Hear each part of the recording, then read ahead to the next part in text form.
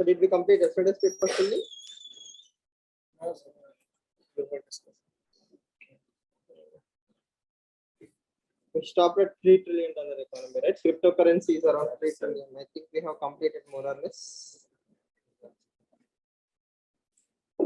This article, centric, offensive centric. I think Yes, we sir. have That's done. right. Yeah. So yesterday's newspaper more or less done, right? Okay.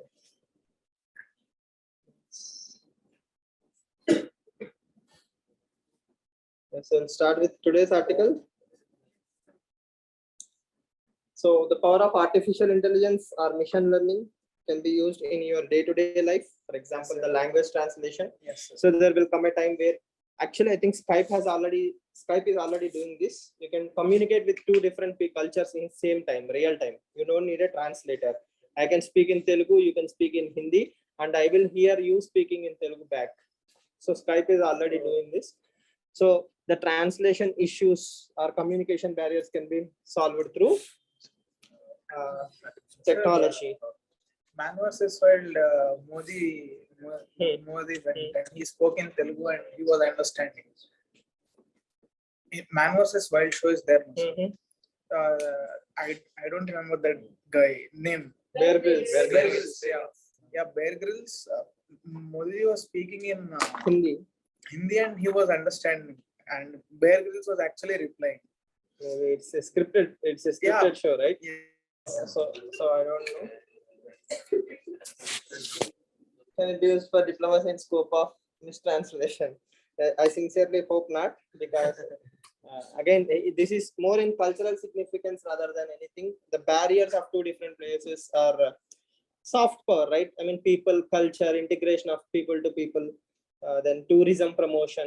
So Google is saying this. You know what this ad says? Just translate it in Google Lens. So if you go to a new airport or something, you can use the Google Lens to identify the translations and all those things. I think in USA, Google has even introduced indoor maps. Within airport, it will tell you how to get out of the airport. So technology has a solution to a lot of things. That's one way to understand and how technology can solve a lot of problems in the society.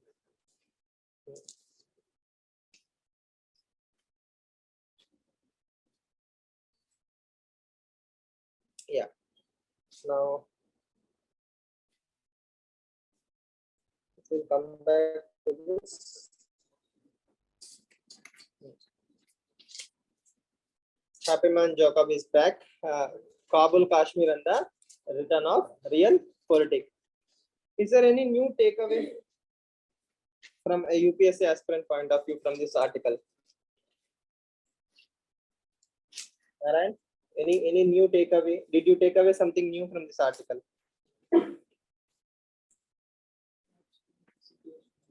What is catch-22 situation? Okay. What is catch-22 situation?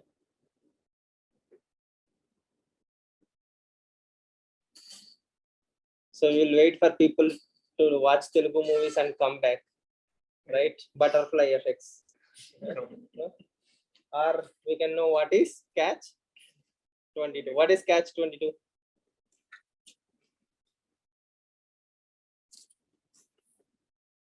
It's a novel, right? It's a novel where the story goes it like this.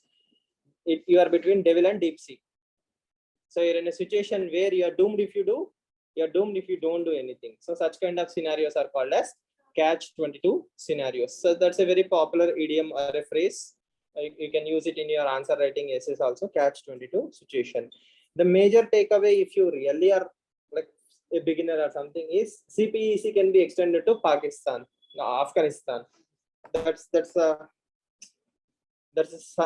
one way to look at the things on how China might leverage the Taliban angle using Pakistan. The core summary is this. We will just revise, right? Taliban has a lot of dependency on Pakistan. Pakistan is the only country which have a direct control on Afghanistan. Both are same. Now, Pakistan do not want India to be a part of the Afghanistan discussions, no matter what. And every country, including Russia, Iran, China, all the regional countries have a bilateral dealings with Taliban, except India. Now, who are the two players that are very major? Whenever I say Pakistan, you also should think of China. Why? Pakistan is the new colony of China, as per Christine Fair. Yes or no? So she says this is neo-colonialism of China. Pakistan is now like a colony of China. So whatever Pakistan is going to do or is doing will be with the blessings of China. So China and Pakistan can leverage this Afghanistan angle very nicely for their welfare. So that's one thing, right? Then does India have any strong foot or hold in the ground level? No. India does not have any leverage in Afghanistan. So what can India do? Telling that through Russia, India can get leverage. Through China and Iran, India can't. So his only way is to build a multilateral approach. That is exactly what Indian government tried to do using the National Security Advisors meeting. Delhi Declaration. India is that is the only way for India. Okay, but is it going to work? Is it going to make any difference? Because every country has their own bilateral talks, direct engagements with Taliban. Okay. So everybody are serving their own interests. Okay. So until something materializes, I don't think there is. Okay. Next. Can we put pressure on Pakistan to allow us into Afghanistan discussion? We already did. No, right? So in a way, to summarize this, we are in a non-starter position. Okay, we are not even in catch-22 situation. To be actuality, we don't even have a lead. It's like a dead case. We cannot discuss with the Taliban directly due to soft power and moral obligations. We cannot allow Pakistan won't allow India to negotiate. China does not care. China is actually happy that India is having a problem. Russia does not have an influence. Iran does not care. So what are we even discussing? And the summary is USA. Can USA help? No, USA does not even want to touch the Afghanistan scenario with a 10-foot pole. Okay, so in all ways, the doors are more or less stagnant. Okay, we don't know what happened to the doors. Once they open, we will continue the discussion. The two players who can actually make an impact are China and Pakistan. They are absent from Delhi Declaration. So apart from that, I don't think we should spend 1 more minute on the particular article. Totally useless in more ways than one. Now, this is a decent article. Yes, an outreach to tribals. So this time means we can expect a question on either independence, what are the various tribal movements in India which led to or which contributed to the national freedom struggle, or what are the various schemes and acts introduced by government of India after independence for the welfare of the scheduled tribe communities. Okay, or what are the recent initiatives of India which will promote the tribal independence consolidation, pre-independence, which is modern Indian history, and present society context. Yes. So see, again, for answer writing, you can always bring in Indian mythology, right? He has exactly done the same thing. It creates an interest in the mind of the reader. How he is linking both Ramayana and Mahabharata to bring Guha and Airavan. Okay. So we are kind of ignoring Ekalavya. Yes, sir. Yes or no? Yes. That's also one way to look at it, right? Objectively thinking. If we have to discuss about Airavana, we can also discuss about Ekalavya. What happened to Ekalavya? That doesn't support this article. But what happened to Ekalavya? He was a child of a tribal leader. Okay, he went to Dronacharya. Dronacharya refused, but he learned somehow. Then Dronacharya. See, this is not me speaking. This is S.L. Bhairappa speaking through Parva. Okay, in Parva he writes the same thing. That Dronacharya is worried that Ekalavya might be a better archer than Arjuna. So he asked for a thumb. Thumb is the most important for the archer, right? Right. So then one good thing is in Parva he also continues the discussion saying Ekalavya became a very good king. He then contributed to the Pandavas in the war by supplying elephants and all those things. So his loyalties were still true to the Pandavas, so on and so forth. But again, as you rightly point out, it does not fit the article's theory. Next, what also is missing is acknowledgement of the Indian democracy as a whole to the injustice done to the tribals. Yes or no? And not about one particular political party or one particular leader, as a whole. Okay, after independence, we have seen around 6 million, not 6 million, 60 million more. I think 60 million internal displacement. Yes, sir. Tribals have been internally displaced. Okay, that's around 6 crores. Tribals are the poorest people sitting on the richest lands. And there is a huge injustice to them. Yes, not again by one party or one leader or one state. Collectively, we have done a lot of injustice to the tribals. That if we have to celebrate them, we have to also acknowledge the injustices done to them. Okay. Now coming back to the article.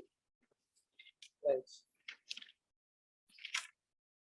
So he also discusses how colonial rulers have marginalized the tribals by labeling them as criminal tribes.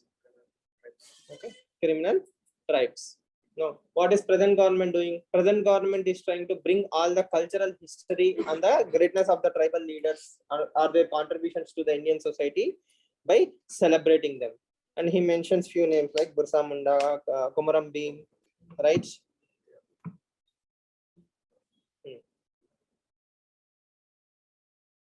And there is a political paragraph. Obviously, we have to bash Congress also, right? So he says Congress was keeping tribals only to the Ministry of Tribal Affairs, but the present government is more inclusive. That's a good thing in a way that we are inclusive in more ways than one. Next, he also talks about what happened to the Forest Rights Act. The Forest Rights Act amendment empowered the tribals. The best case study is Niyamagiri in Odisha. POSCO, what was it? Korean company. No, yes, sir. POSCO only, right? So, Act is POXO. That is POSCO. POSCO. Okay, I think some Korean company was there. It wanted to bring 40,000 crore investment into India and destroy the tribal lands for mining and all those things. But the Gram Sabhas were so empowered, they fought back and they won that particular incident. So Forest Rights Act did empower the tribals. What is that village? Niyamagiri. Niyamagiri. Niyamagiri. Niyamagiri. Niyamagiri in Odisha is the best case study for empowerment of the tribals through Forest Rights Act. Next, he also discusses how national education policy, the education system, the scholarships, all these things are promoting the welfare of the tribals.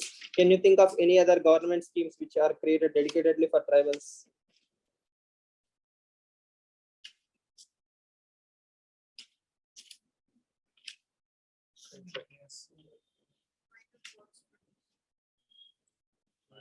Okay, MFP for yes, sir. MSP for tribal products. MSP for MFP, minor forest produces. Okay, TriFed, integrations of TriFed. Yes, sir.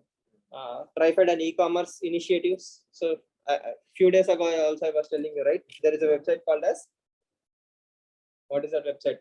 Tribal India, I think. There is a dedicated website called as Tribal India, where only products created by the tribals are sold. So it will encourage the tribals to bring their handicraft works and empower them. Other schemes only for tribals? Tribal e-marketplace. Bandhan Yojana is for Bandhan Yojana is for upliftment of the tribals. Okay. Vanabandhu Kalyan. Vanabandhu. Better schemes. If you see constitution wise, 5th and 6th schedule, Yes, all sir. affirmative actions, right? 5th and 6th schedule. So schemes wise. Yes, sir. Tribal subplans. Tribal subplan, okay. This is after independence. Lot of things have been done. Panchayati extension to schedule Yes, SPs Act 1996. Niyamagiri on the Next. So what will these museums achieve?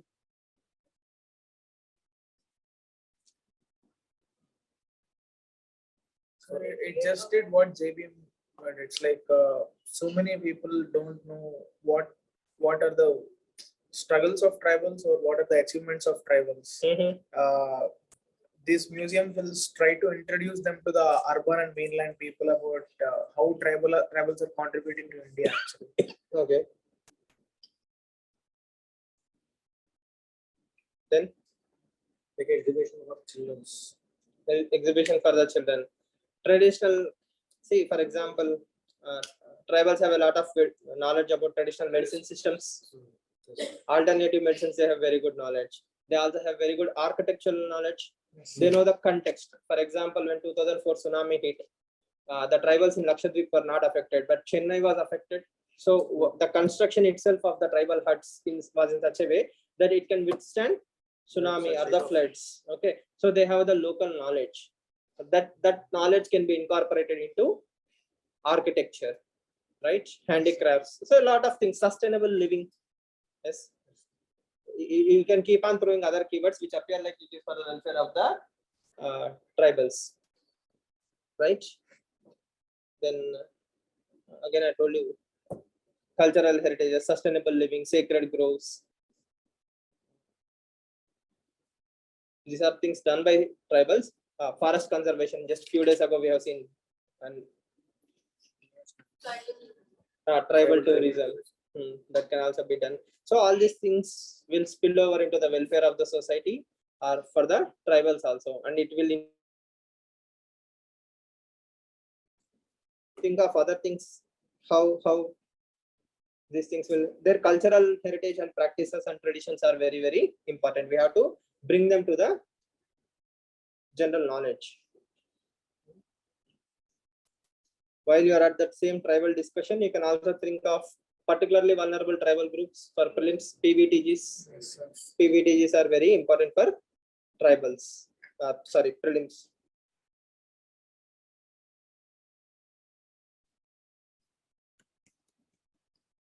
Particularly vulnerable tribal groups, PVTGs.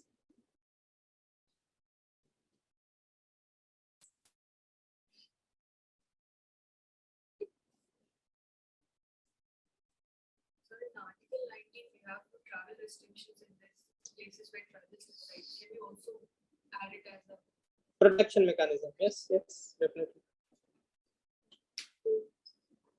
See again, 30, even in 5th and 6th schedule also the same, right? You cannot buy land from the tribals. All this is for the protection of the tribals. Who are Dikus? outsiders? Who are Dikus? Where did you read it? What about the rest of you? Have you read Modern Indian History? No? Who are Dikus? Tell me who are inside the Dikus. Like, okay, they said outsiders. What constitutes Dikus?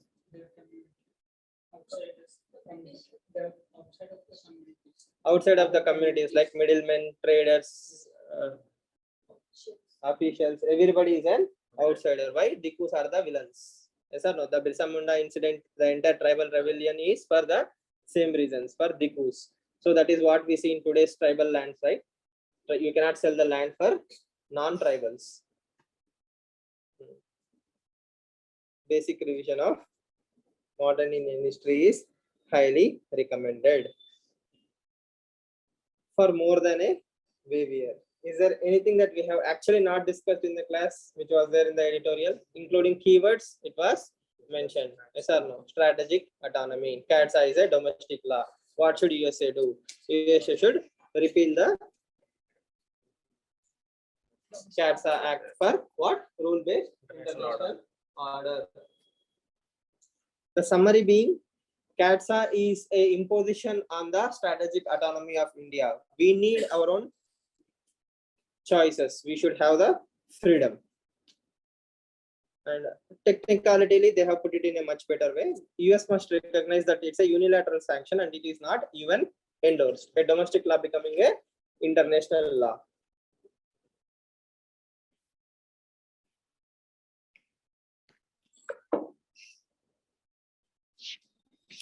no new value addition there. So I'm not going to spend too much time there.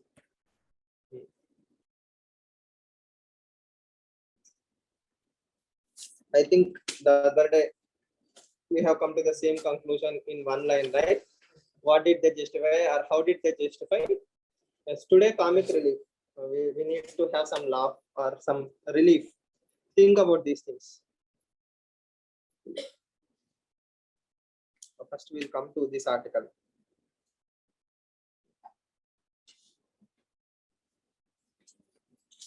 CBI is a autonomous body. CBI is independent. CBI is free. Comment. You can put 2 smileys and come back. Still you'll get 5 out of 10. Yes or no? Why? Even the examiner will have a laugh. CBI is an autonomous body. Yes, I laughed like anything. Yeah, very good. Supreme Court of India had given a name. CBI is a caged parrot. Supreme Court of India itself has called CBI as a caged parrot. What is caged parrot? Tota, mera tota, right? Whatever I will say, it will also say Rama, Rama, yes. Yes or no? So CBI is nothing but a caged parrot for the union governments. Again, I won't blame the present government. All governments have misused, abused the Central Bureau of Investigation. Yes. So the summary being why CBI is called as considered as caged parrot. I will try to poke holes in that particular article objectively without any emotions. We will discuss. See, he is the head of CBI. He retired. So both of us are civilians now. We can counter each other with and without experience. Let's see. A central government have all the right in the world to extend the powers of the CBI and Enforcement Directorate. No doubts there. No discussions there. Okay. It's purely executive's job. Even if the executive want to make a blunder, it has all the right in the world to make a blunder or do something positive. Now, his argument is very valid. Even I have said the same thing, that if a officer is in the position for 5 years, he will have the time to oversee the reforms. That is exactly what we have discussed in the class. 5 years is a good amount of time for him to implement the reforms. Today, I am the officer. I have started some process. It will take 2 or 3 years to have spillover effects. I am retiring. Then I don't know what the next person will do. He may or may not have the same intensity to follow up the project. So it will die down. So for a meaningful reform, we need officers with good caliber and in a long-term position. In that sense, I totally support the government of India. Okay. Next, point number 2. The objectivity and neutrality is anything but straightforward. Now, he brings in this particular argument which says withdrawal of consent. Okay, as you know, CBI is created through Delhi Special Police Establishment Act. So if he wants to work in West Bengal or if he wants to work in Andhra Pradesh government should have given a prior consent. Or Supreme Court of India should say, you go and inquire that particular case. Or the Chief Minister of the state should request CBI, please come and do the inquiry. CBI on its own, suo motu, cannot come and start taking up a case in Andhra Pradesh. So that is what prior consent means. And many states have recently withdrawn the prior consent. If you see, almost all of them are opposition states. Okay, West Bengal, Rajasthan, Andhra Pradesh was also in the list when Chandrababu Naidu was Chief Minister. Right now, no further discussion needed.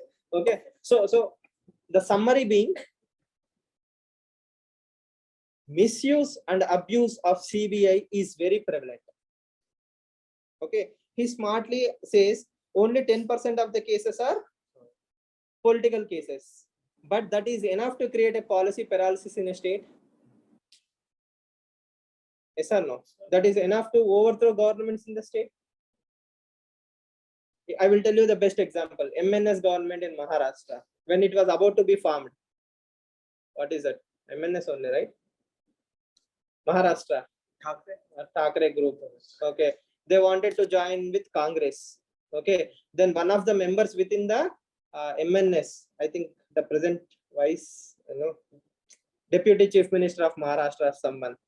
He wanted to join BJP. Ajit Pawar. Ajit Pawar, I think. Shiv Sena, no, sir. Shiv Sena, I think. Shiv Sena. He joined BJP for 2 days. All the CBS cases were squashed. Then he came back and joined the Yes. Congress party. So how on earth can you tell with a straight face that it's objective and neutral? Isn't it very evident? There is also a South Indian state where the chief minister is having CBI cases. Okay, and he went and met someone in Delhi. The next day, his cabinet member was arrested by CBI. Okay, I hope we can understand, Yes. connect the dots, right? Okay. The problem is that 5 or 10% cases are enough to create the political issues.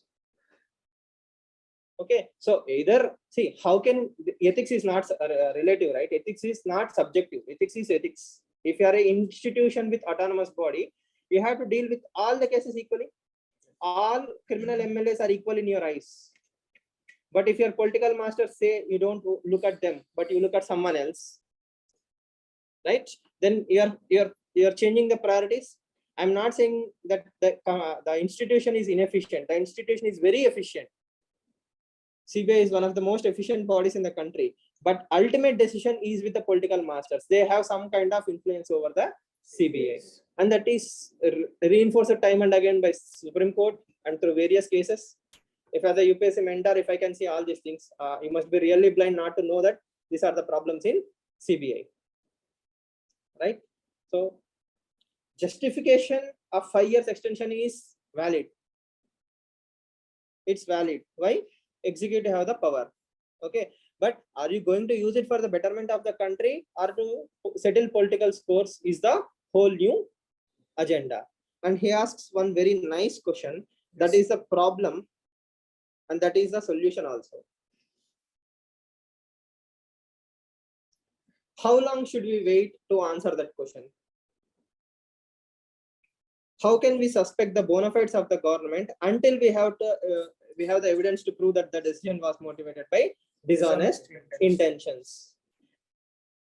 See, that is the beauty of BJP and the present government. All their games, all their decisions are played in that gray area. Decisions are either black or decisions are either white.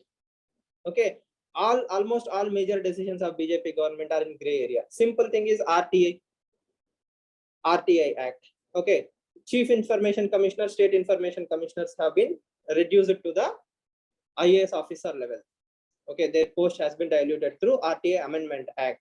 As a critic, you will go and say this will hamper RTI in the long run. They will say, show me even a full stop that has been changed in the original RTI Act. No, I cannot. Why? They actually hadn't changed anything in the original RTI Act. But I'm controlling the person who is at the helm. I'm not touching the bus. I'm touching the driver. The driver is mine. Okay, I will show you one more article.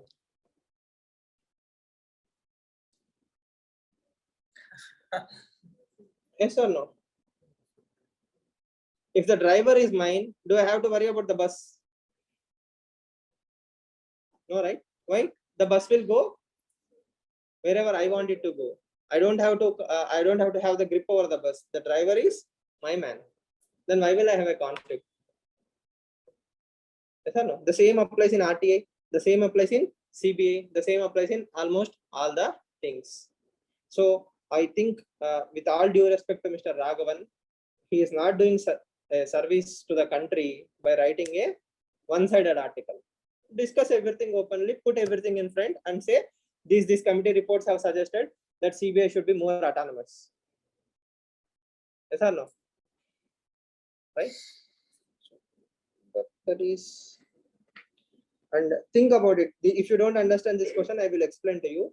Bona fides, that means government has taken a decision. Bona fide means bona fide and mala fide, two terms, right? Mala fide means with some vested interest. Bona fide with means genuine interest. How do I prove that some decision is taken with mala fide intentions until there is empirical data? Empirical data will come out 6 years down the line. Yes or no? Or 10 years down the line, it will tell how this particular reform has led to politicization of bureaucracy or CBI in a much deeper fashion. Okay, so I don't have empirical data as of now. In 2030, probably I will have, but I don't have a time machine in 2030 to come back to 2020 to show in future this is how it is going to happen. So nobody with the right mind can explain the criticism, can counter that. At the same time, person with insight can always see how this is going to destroy that particular institution or empower the institution. Both are equally true. Clear? Yes. Any questions? Just think about it. Special chartered flight was sent to Ajit Pawar. He was taken to Delhi. He joined BJP. Yes. And again, Mayawati, Congress, everybody, there is no saint. There is no saint. Yeah, we should not be that innocent to believe that tomorrow if Mamata Banerjee becomes Prime Minister of the country, hypothetically, she will empower the CBI. No, right? Nobody will do this. Why? They have their own. Everybody have their own agenda. Clear? The best way forward is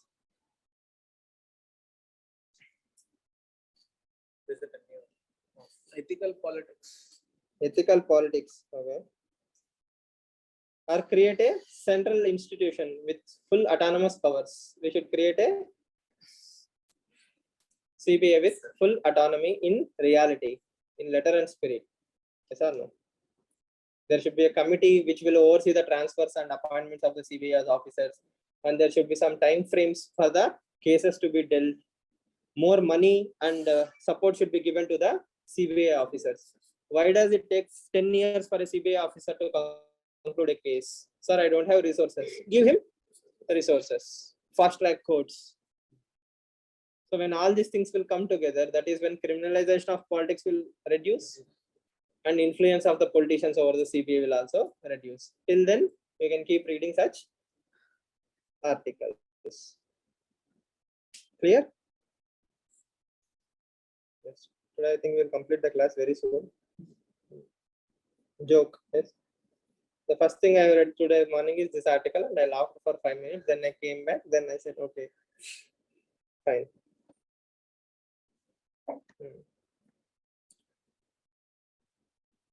Yes. Just raise your hand if you remember the case name related to this article. Raise your hands. This article, government keeps no shutdown records. Internet shutdown article. Yes, that case only.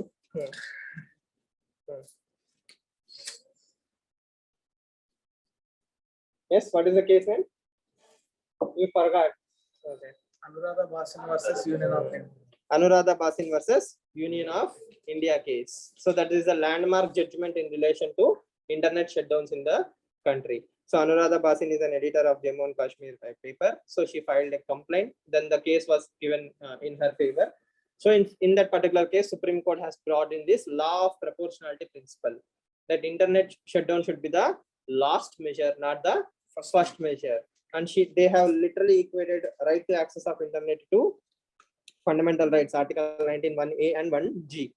They did not elevate the right to internet to a fundamental right, but they have almost equated right to internet to a fundamental right. Through fundamental rights, I am having a livelihood. Through fundamental right, I will be able to express myself. If you are removing internet, you are removing two fundamental rights of mine, which is in violation of my fundamental rights. Then, sir, you used two statements, sir. It did not elevate it to fundamental right, but it almost equated. So when we have to put it objectively, like if a question comes, right to internet Shutdowns will have implication on fundamental rights. So internet shutdown should be the last resort. No, sir. If a question comes in prelims, prelims, no questions. Only mains. No, sir. Like if right to internet falls under right to freedom, right to equality, so on, all the fundamental rights. Those two, right? Right to freedom of profession or right to freedom of speech and expression.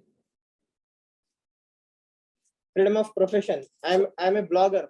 No, sir. Okay. Then I will put it this way. Don't frame prelims questions. First point.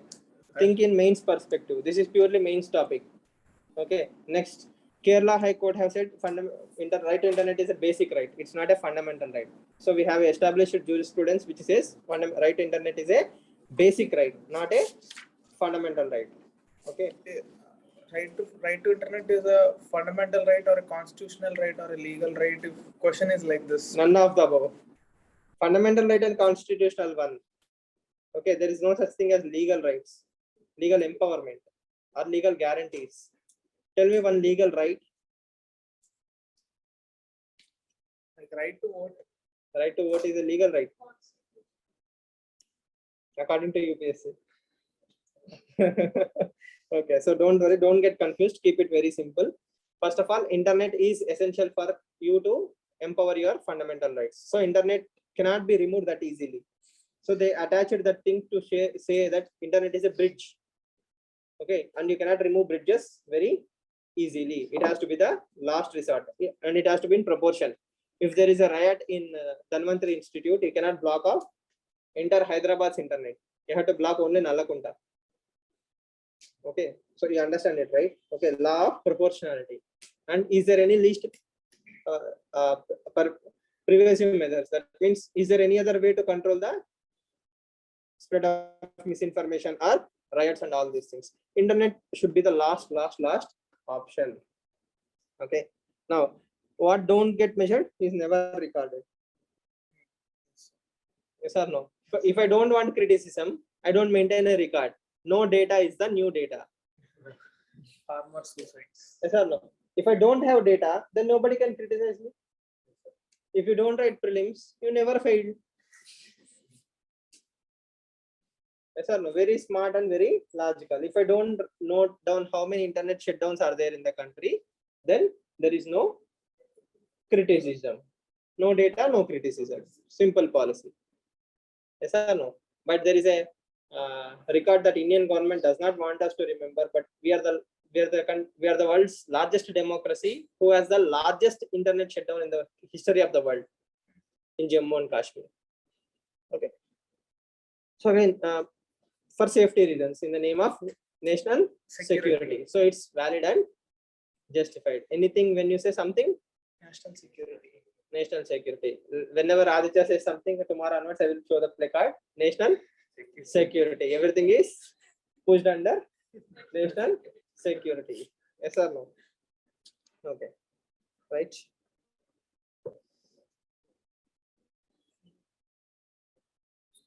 This can be a potential mains question.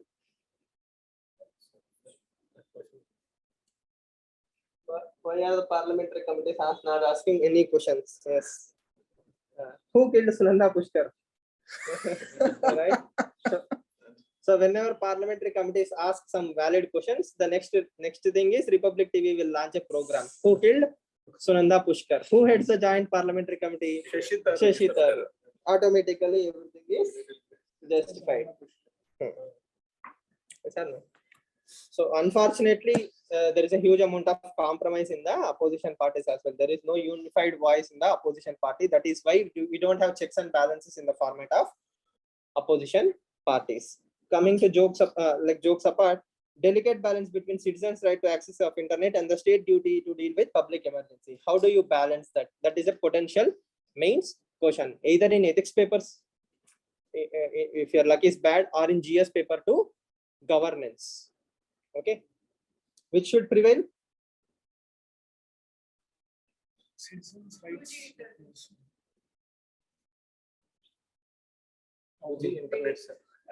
That's like again gray area. Did we really cut the internet? No. But There is a deal to maintain delicate balance. Again, I will tell you a simple thing. Let's imagine you have shut down the internet. Fake news will be Yes, reduced sir. or increased? increase. So did you solve the problem? Fake news is actually very powerful, right? So if I don't have internet, I will believe any rumor. But if I have internet, probably I have the chance to cross-check that information. Yes. So it's a double-edged sword. It's a catch-22 situation. Yes or no? It's a catch-22 situation. If you do something, that's a problem. If you don't do something, that's a problem. The same media will blame the government if there is a riot and internet is not shut down. then they will say social media led to increase in the speed of riots. If they shut down, they will say government is being draconian, government has shut down the internet. You are doomed if you do, you are doomed if you don't. So you should not be government whenever such happens, such things happen.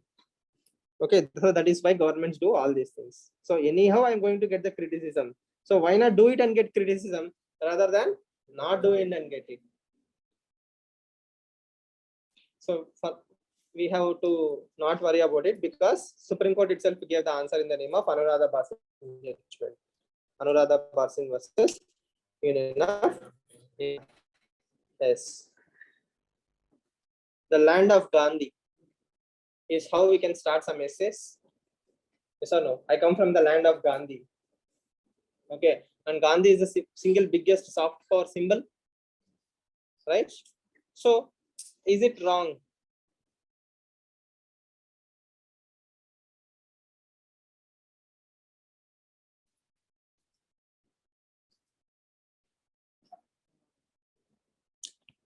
Can entertain an idea without accepting it. Mhm.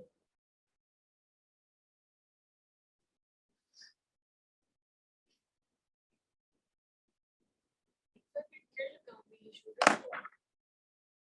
Mhm.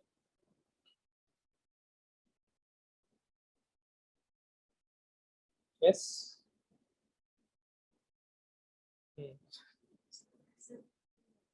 This is wrong. Why?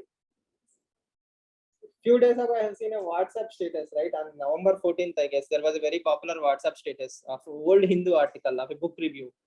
Nehru was in a car, Nehru was driving very fast, Nehru's car was driven.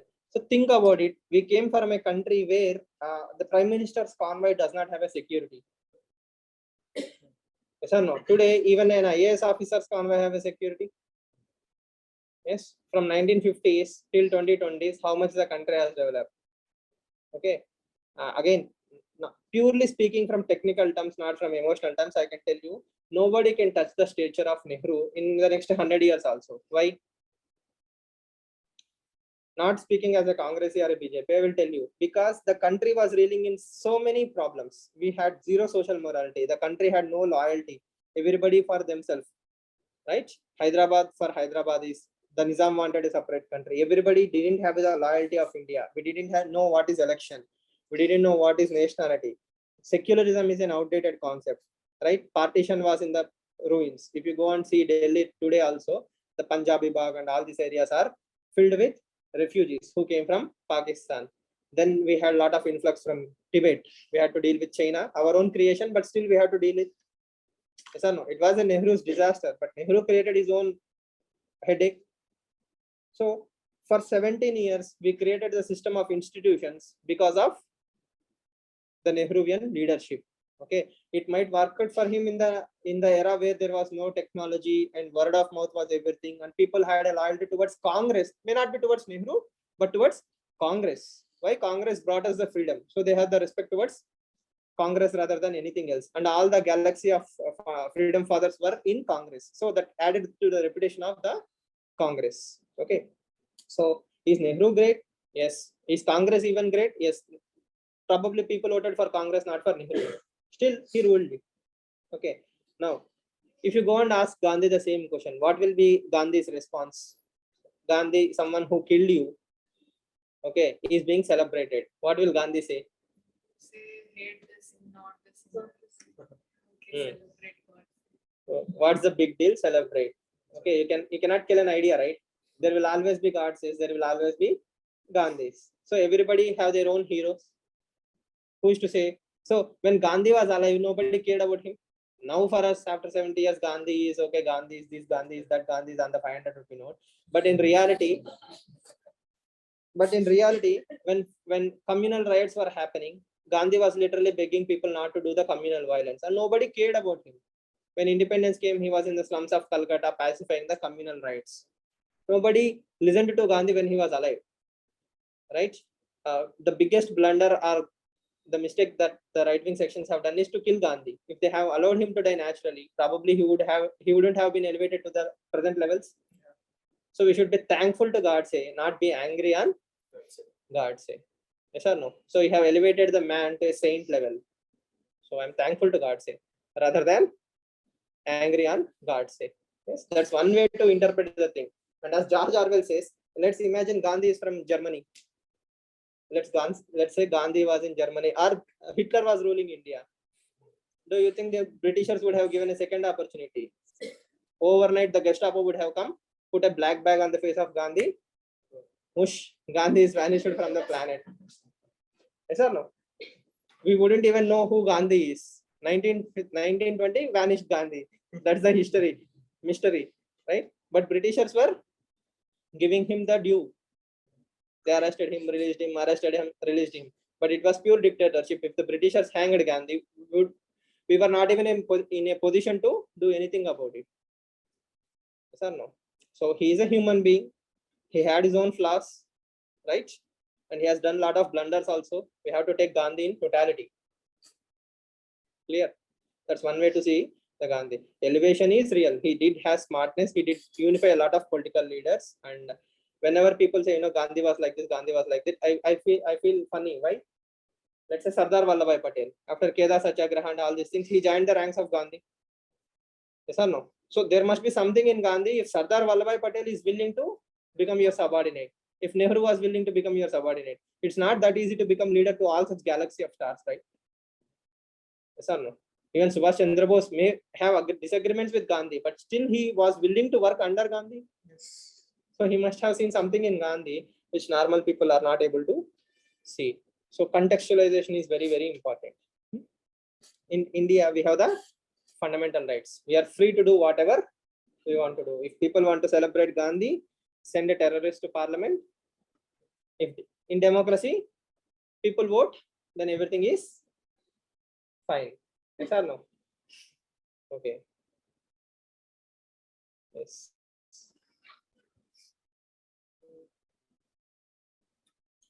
Symbols represent what we value. Okay.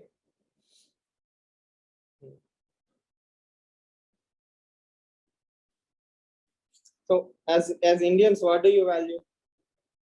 Which symbol represents Indians the most?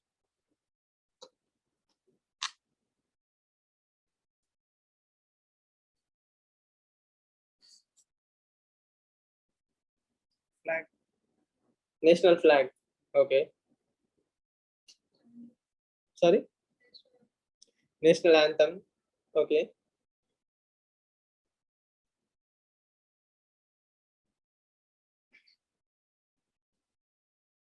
That feeling of Indianness where your veins pop out. Yes, I'm Indian.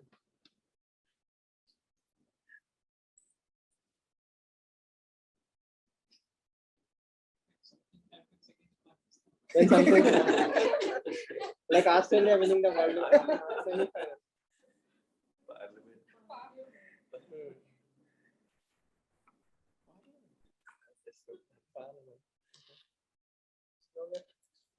So what do you What do I think of what? like symbol?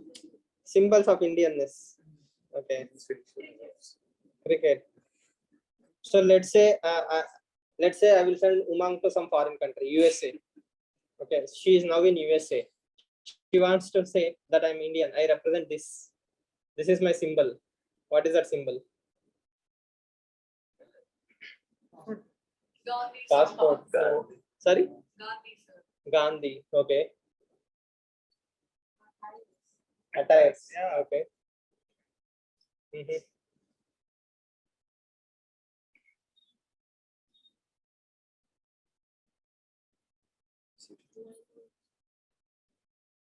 I wanted to say attire, but I Hmm. fear I'll be punished. Stereotyping. That if I Stereotyping. see a woman in sari, she is Yeah. from India.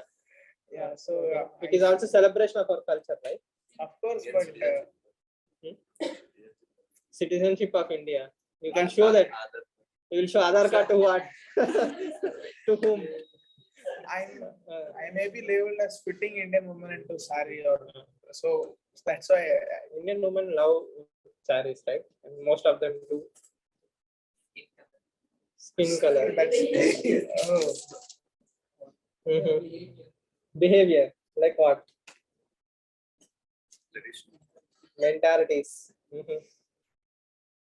So we need a universal symbol to represent India, right? Like this is who I am, or this is where I am from. So whenever Obama or anybody quotes from anything about India, they will always make sure to include Gandhi or Nehru, right? So Gandhi is that universal symbol. That's a bridge. He's a bridge between India and various other governments. Even for Swachh Bharat Abhiyan, if you see everywhere there is a Gandhi photo, right? The goggles of Gandhi. So Gandhi is a symbol,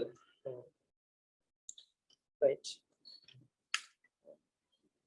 Again, I told you, right? 70 years of frustration cannot be solved in 7 years. So it will take some time for the society to get bored of all these things.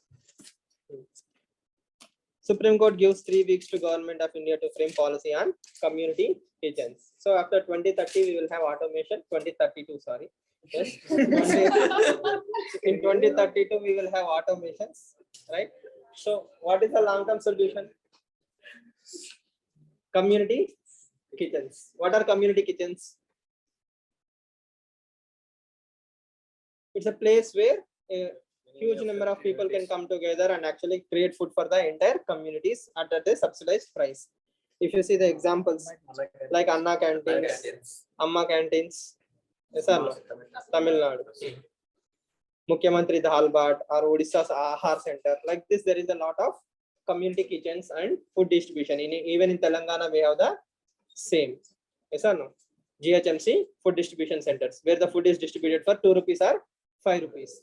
The thing is, poverty is increasing in the country and community kitchens are the long-term solutions. And Supreme Court is asking, why not promote more community kitchens very quickly?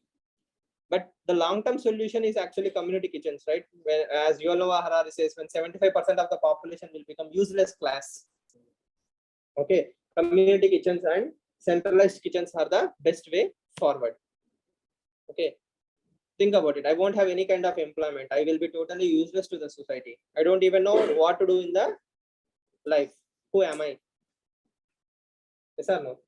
So then probably community kitchens will come and save the society.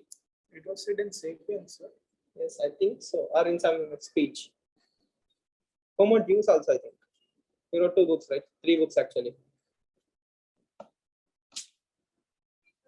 This could be an effective tool to solve hunger problem. But again, it's in a way making people dependent on the system. You literally know that 3 times you are going to get decent amount of food.